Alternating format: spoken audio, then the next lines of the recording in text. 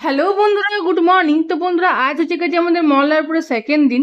আর আমরা সেকেন্ড দিনে খুব সকাল সকাল উঠে পড়েছি। ঘুম থেকে উঠে পড়ে আমরা স্নান টান করে এখন যাচ্ছি শিববাড়ি।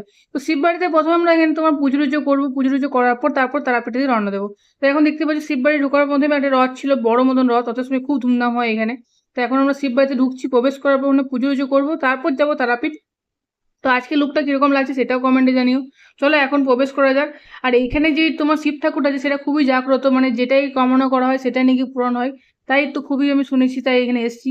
আর চলো এবার তোমাদের গোটা মন্দিরটা ভালোভাবে ঘুরে ঘুরে দেখাচ্ছি, তারপর আমরা ওখানে পুজো করবো, সেগুলো দেখাবো। তো অনেক কিছু দেখার আছে, তোমরা দেখলেই বুঝতে পারবে। আর ব্লগটা লাস্ট অব্দি দেখতে থাকো। আর আগের ব্লগগুলো যদি তোমরা না দেখেছো সেগুলো দেখে নাও, তাহলে তোমরা বুঝতে পারবে। তো চলো।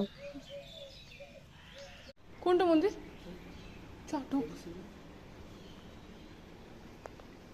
আর যেই শিব মন্দির তোমাদের কথা বললাম একটু আগে, যেটা খুবই জাগ্রত, সেটাই হচ্ছে এই শিব মন্দিরটা। আর এই শিব মন্দিরটার কি ঘটনা, কি বিশেষত্ব, সেগুলো সব তোমাদের আমার এই রিজু ভাই বলবে একটু পরই, তখন তোমাদেরকে ভালো করে শোনাবো।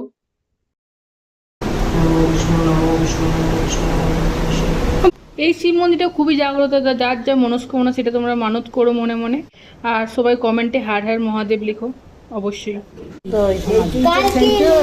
জীবন্ত সমাধি আগুন বাগিছে জ্যান্ত সমাধি নিজে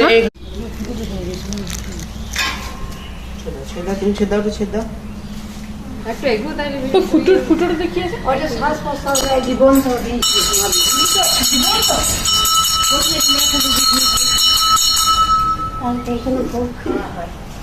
জীবন্ত সমাধি।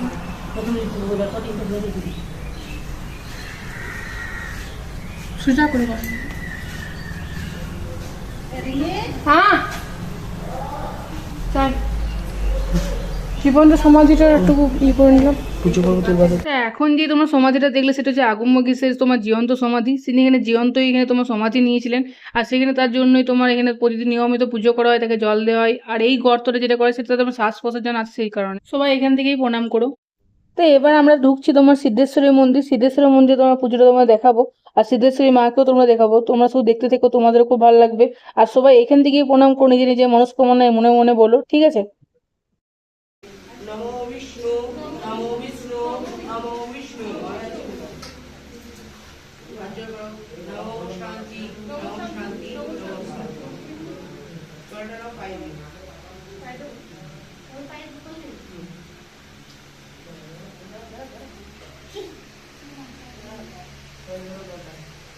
ভালো বলো। एते सानिजलं गंगाधवं विद्येश्वरी दुर्गाय नमो।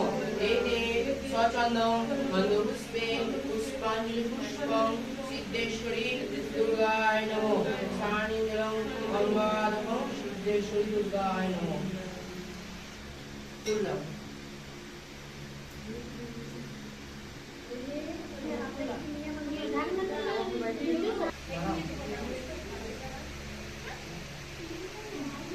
एते स्वचन्दं गन्धपुष्पे पुष्पाञ्जलिपुष्पं सिद्धेश्वरी दुर्गाय नमो।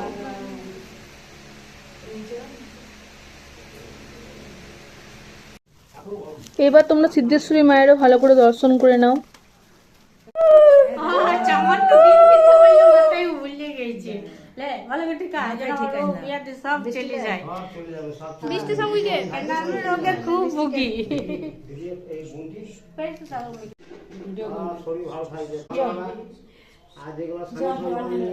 তো এবার তোমার এই মন্দিরটা নিয়ে রিজু ভাই কিছু বলবে, তোমরা শোনো।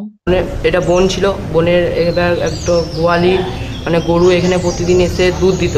গোয়ালি দেখছে দুধটা কোথায় গেল, তখন এসে দেখছি এখানে দিচ্ছে কিচ্ছু নাই, কি বটে। তখন গোয়ালি এটা মানে কুঁড়লো, নিয়ে কুঁড়ে দেখছে তখন শিব। এবার শিবে মানে যে ফুটকিগুলা গর্ত ছিল ওগুলো সাপলে, তারপর মানে কোদালে এগুলো গর্ত রক্ত বেরিয়েছে, নিয়ে কুড়িতে নিয়ে শিব তখন পেয়েছে। তারপর থেকে এখানে রাজা প্রতিষ্ঠা করলো শিব মন্দির। 1114 খ্রিস্টাব্দে। 1114? হ্যাঁ। তো যাই হোক, ভাই মোটামুটি ভাবে বললো, আরো ভালো করে আমি বলে দেবো। একটা রুদ্রাক্ষ গাছ, 3 মুখী রুদ্রাক্ষ। 3 মুখী রুদ্রাক্ষ? হ্যাঁ, মাঝ সাজে এখানে 1 মুখেও ধরে, 2 মুখেও ধরে, কিন্তু এখানে বেশিরভাগই দেখি 3 মুখী আছে। আর ওখানে জগন্নাথ মানে জগন্নাথের মন্দির, মানে যে রথটা ছিল এই জগন্নাথ, এখানে সিদ্ধেশ্বরী শিব আর নারায়ণ আছে। জগন্নাথ দেবের মন্দির। সিদ্ধেশ্বরী শিব আর নারায়ণ রথে যাবে, রথের দিন এখান থেকে বেরায় গোটা বাজার ঘুরে এসে আবার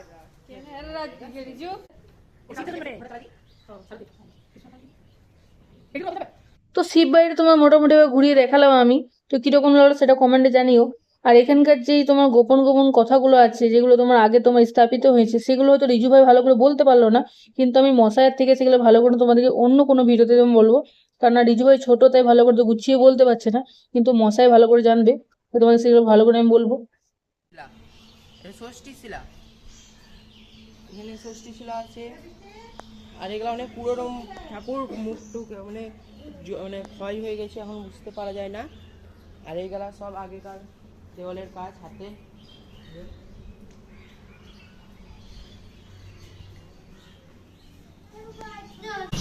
ভৈরব থান অনেক পুজো হয় মাঘ মাসে।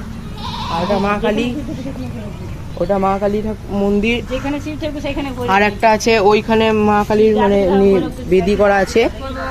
আর ওটা বজরংবলী নতুন হয়েছে। আর এটা রথের মন্দির। আর এখানে আছে বড় ঠাকুরের মন্দির এইখানে। তো এই ভিডিওটা এখানে সমাপ্ত হলো। শিব বাড়িটা কীরকম লাগলো কমেন্টে অবশ্যই জানিও। আর এখন আমরা তারাপীঠে থেকে রওনা দিচ্ছি, তো ভিডিও দিকে নজর রেখো। আজকের মতো টাটা।